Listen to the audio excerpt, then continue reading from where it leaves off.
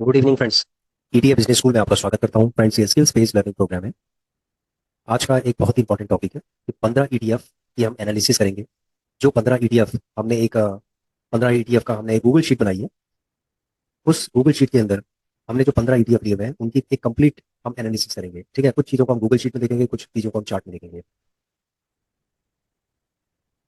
देखिए फ्रेंड्स, ये जो 15 ईटीएफ है, ठीक है, इनके ऊपर हम डिस्कस करेंगे। ठीक है, एक शॉर्ट एनालिसिस हम करेंगे। अभी मैं आपको ये बताना चाहता हूँ कि ईटीएफ बिजनेस स्कूल के अंदर 409 वीडियोस अपलोड हो चुके हैं। और फ्रेंड्स, ये जो वीडियोस हैं टोटल ईटीएफ लर्निंग के ऊपर है। यदि आप one by one in videos को अगर आप देखते हैं तो ईटीएफ में दो दो फायदे आपके होंगे। पहला फायदा होगा कि ईटीएफ की आपको कंप्लीट नॉलेज होगी। दूसरा है, ईटीएफ के प्रति आपकी साइकोलॉजी बहुत स्ट्रांग होगी। देखो, जब तक कोई भी मेंटली स्ट्रांग नहीं है ना, तो उस काम धंधे के अंदर वो काम नहीं कर सकता। आप समझ रहे हो? फॉर एग्जाम्पल, जैसे एक सब्जी वाला है, वो सब्जी बेचता है। ठीक है, एक फ्रूट वाला है, वो फ्रूट बेचता है। एक जूस वाला है, वो जूस बेचता है। वो फ्रूट नहीं बेचता, वो जूस बेचता है। ठीक है, तो यहाँ पर आप डिफरेंस देख रहे हैं। यहाँ पर आप साइकोलॉजी का डिफरेंस बेच तीनों रहे हैं। ठीक है, अलग अलग चीजों को बेच रहे हैं या किसी चीज को प्रोसेस करके बेच रहे हैं। जैसे सब्जी वाला सब्जी बेच रहा है, फ्रूट वाला फ्रूट बेच रहा है, और एक तीसरा है जो फ्रूट को प्रोसेस करके बेच रहा है। ठीक है, तो बेच रहे हैं। तो यहाँ पर साइकोलॉजी की बात है।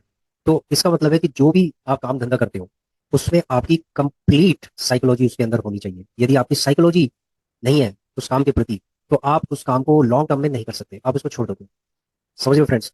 हमने देखे हैं बहुत सारे ऐसे शॉपकीपर्स हैं जो अपने बिजनेस के अंदर फेल हो जाते हैं, या बहुत सारे ऐसे एंटरप्रेन्योर्स हैं जो अपने बिजनेस का स्टार्टअप करते हैं, उसको चलाते हैं, लेकिन बाद में जाके वो टोटल फेल हो जाता है। फेल होने का कारण यह है कि बहुत सारे ऐसे एंटरप्रेन्योर्स हैं जो बनते हैं देखा देखी करके।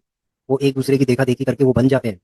वो पैसा भी लगा देते हैं, स्टाफ भी रख लेते हैं, एक्सपर्ट्स भी रख लेते हैं, सब चीज़ें हो जाती हैं, ऑर्गेनाइज सब चीज़ें हो जाती हैं, लेकिन साइकोलॉजी में वो पीछे रह जाते हैं, जिसकी वजह से उनका जो बिजनेस है वो आगे चल के फेल हो जाता है।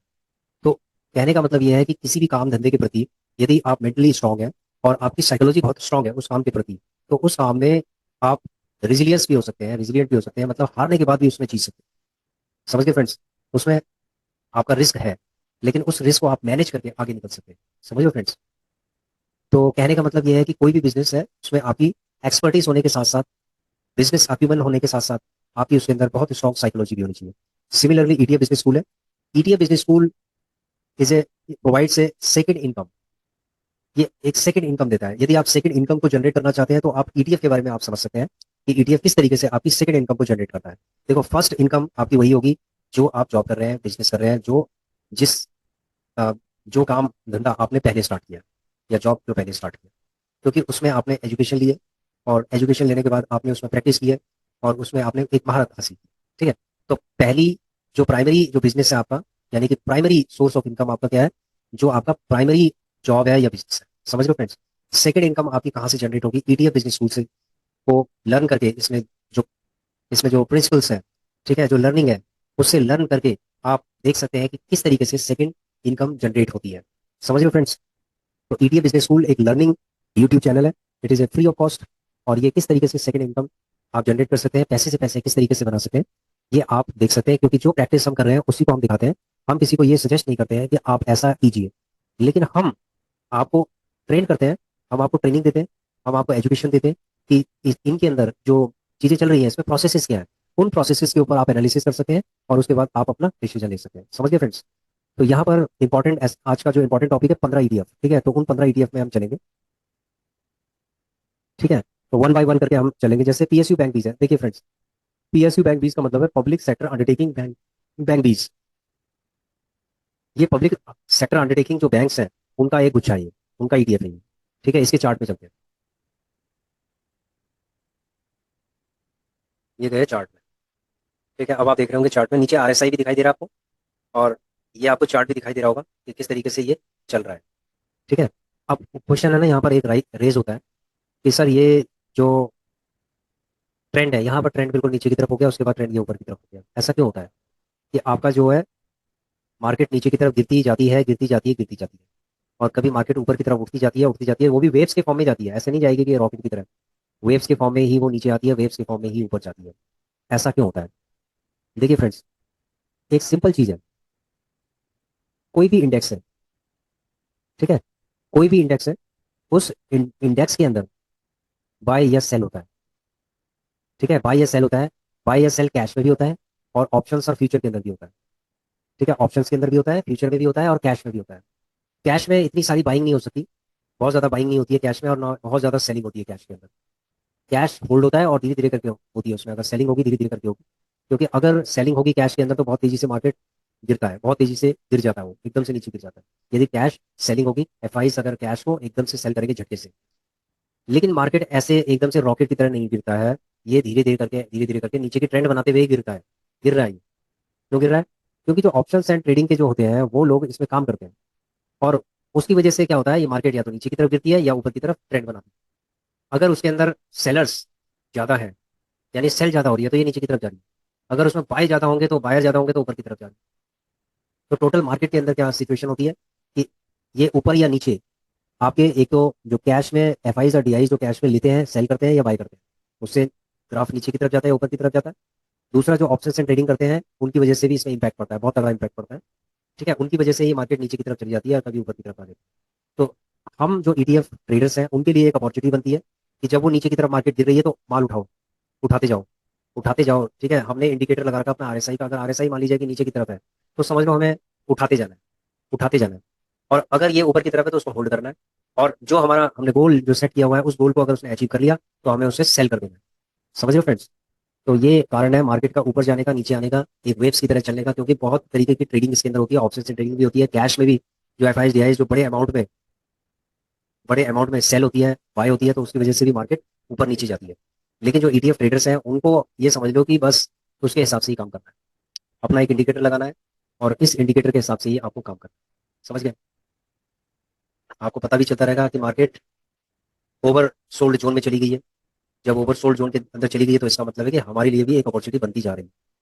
ठीक है, कभी कभी क्या होता है मार्केट नीचे नीचे चली जाती है, देखो इसीलिए हमेशा कहा गया है कि एक लॉन्ग टर्म के हिसाब से सोचना चाहिए। जो लोग यहाँ से, यानी कि जब ये 80 रुपए के आसपास था, ठीक है, 6/12 यानी कि दिसंबर से ये नीचे ही गिरता चला गया। कहाँ तक नीचे चला गया? मार्च तक, यानी कि 3 महीने तो ये नीचे गिरता चला गया। अब इतना पेशेंस किसके अंदर होगा कि नीचे गिरते गिरते गिरते गिरते वो लेता जाए, फिर गिरे फिर लेता जाए, फिर गिरे फिर लेता जाए। तो ऐसे करके एक पेशेंस का पूरा टेस्ट होता है। इसीलिए हमेशा फ्रीक्वेंटली बाय नहीं करना चाहिए, हमेशा 1 महीने का टाइम, मंथली आपको टाइम देना चाहिए कि भाई कि कितना मंथली मुझे इन्वेस्टमेंट इसके अंदर करना है, कितने गिरने पे।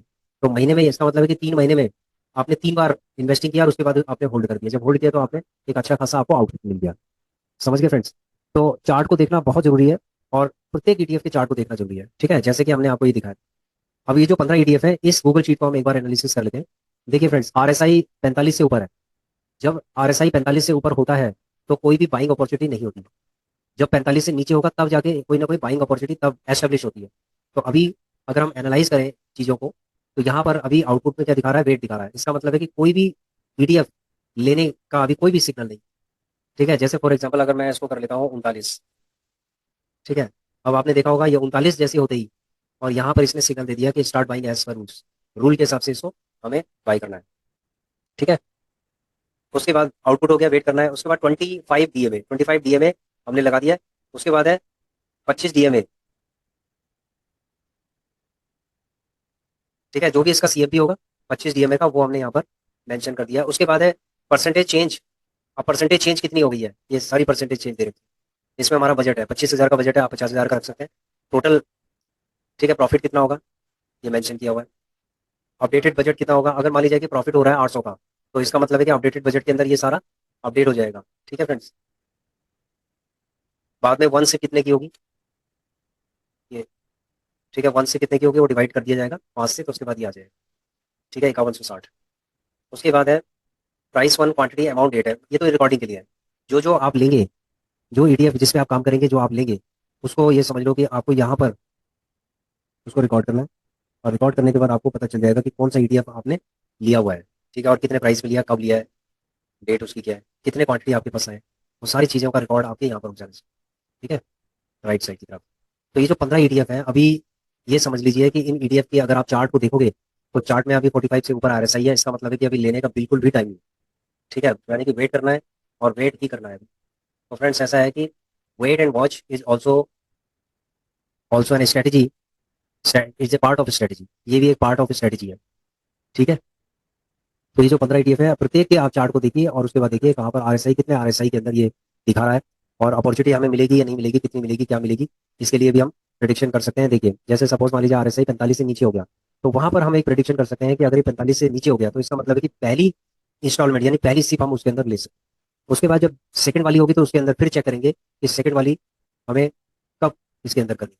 ठीक है, सीपीएससी हो गया, सिल्वर बीज हो गया, गोल्ड बीज हो गया, हमने 15 ईटीएफ टॉप क्लास के ईटीएफ इसमें रखे हुए हैं। हर किसी का आप चार्ट देख लीजिए, और जो प्रोसेस है सबके लिए सेम। अगर 45 से नीचे अगर आरएसआई होता है तो समझ लो बाइंग अपॉर्चुनिटी के लिए ये आपको अपने आप बोल देगा कि आप इसमें बाइंग कर सकते हो। समझ गए फ्रेंड्स? तो आशा करता हूँ कि आप लोगों की समझ में आ गया होगा कि मार्केट नीचे क्यों जाती है, मार्केट ऊपर क्यों आती है, ये 15 कौन से ईटीएफ है जिनमें काम किया जा सकता है, रिलायबल ईटीएफ है जिसमें काम किया जा सकता है। अब इसमें कितना काम किया जा सकता है ये इंडिविजुअल टू इंडिविजुअल पे निर्भर करता है कि आपने उसको कितने अच्छे से सीखा है। समझ रहे हो फ्रेंड्स?